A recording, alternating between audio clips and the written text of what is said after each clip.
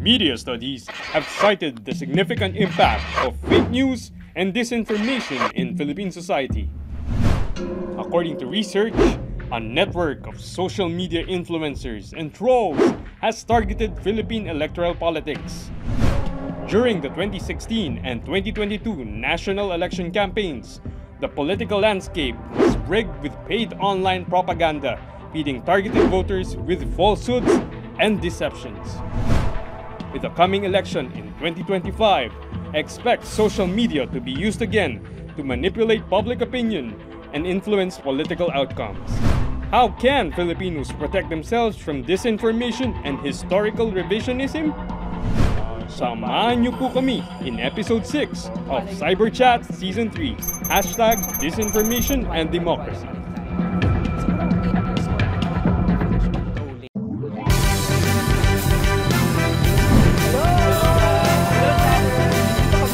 The World Children's Day was celebrated in Rome with a theme for cyberspace. At sasamahan ko naman kayo tungkol sa mga usaping panglimbahan.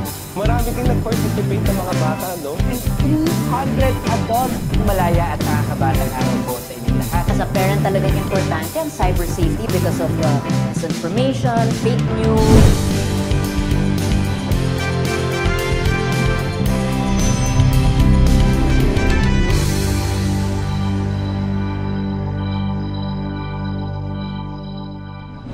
A pleasant day po sa lahat ng ating mga ka-chatters. This is Brian Tolentino, ang inyong kaklik, cybersecurity and ICT kuya at your service. We have invited a very special co-host. He is one of the Cyber Guardians PH pioneers and CyberChat's first batch of production team.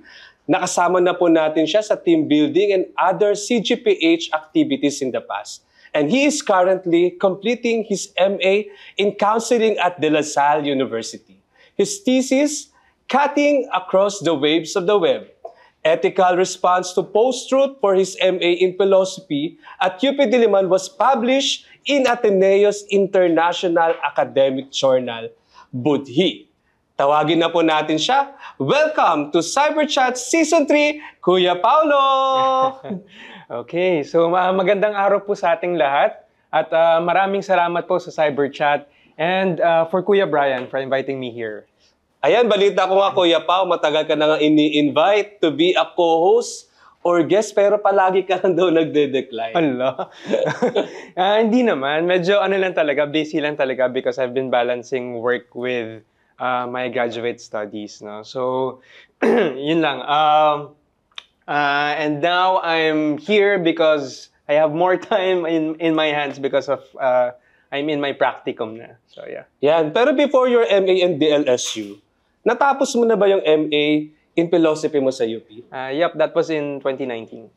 And Kuya Pao, itong thesis mo na Cutting Across the Waves of the Web, Ethical Response to Post-Truth ay merong matinding hugot about disinformation.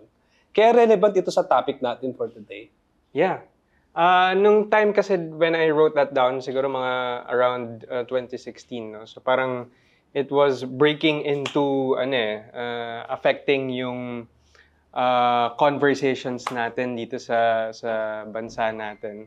And because philosophy nga yung discipline, parang I drew some lessons from philosophy trying to address yung contemporary issue na yan. Wow, napaka-exciting nung pinag-aaralan mo. At the same time, very relevant sa mga nangyayari sa atin ngayon. Kaya siguro maganda na simulan na natin yung ating topic for today. Okay, so just sit back mga ka-chatters. Pero baka hindi po kayo masyado makapag-relax as we learn more about this information and its impact on democracy. Kaya dapat po ay tumutok lamang kayo sa ating episode ngayon para sa sama-sama natin mapag-isipan kung gaano ba kahalaga na alam natin kung paano ang disinformation can deprive us our democracy. Huwag po kayong aalis and we'll be right back sa Cyberchat Season 3!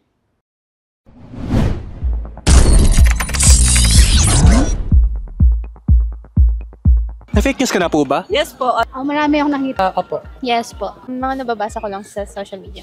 Opo. Not me exactly. Nung fake news po ito, tapos ano po yung reaction nyo nung nalaman nyo pong fake news? Parang sinasabi pa ng mga kapitbahay na, buntis na si ganito ganyan. Yung reaction ko po sa like, parang, ano ba yun? Parang hindi ko naman in-expect na may jowa ako, pero wala naman. Facebook post nila na may libreng bakuna. Nag-swarm yung mga tao bigla. Kawawa kasi yun yung time na sobrang takot yung mga tao. As usually sa mga cellphone, yung maraming nagsisend ng mga messages. Hiwalayan yung mga gano'n. Tapos yung mga controversial yung sa TV, yung gano'n, mga politicians. Siguro pagkamatay ng isang artista, yung mga ganun. Mostly siraan po sa mga candidate. Social media like sa Facebook. Paano nyo po ba nalaman na fake news po pala to? Researching for yourself and spreading the word about fake news to other people. Kung real news siya, yung information, yung name ng agency nag-a-appear doon sa cellphone eh, no?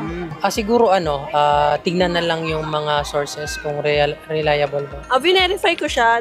I did some research. Siyempre, inaalam po muna natin kung ano po ba talaga yung totoo. Nagbe-base po ako sa comments. May idea ka po ba kung ano po yung pinagkaiba ng misinformation and disinformation? Misinformation, ibig sabihin, wrong talaga yung information. Yung disinformation, wrong interpretation. Knowingly, ikaw, nag-spread ka ng fake news and misinformation is parang hindi mo alam tapos nakalat mo din. Sa misinformation po yung parang maling information yung binibigay nila sa atin. Tapos, wala pong idea sa disinformation. Wala po.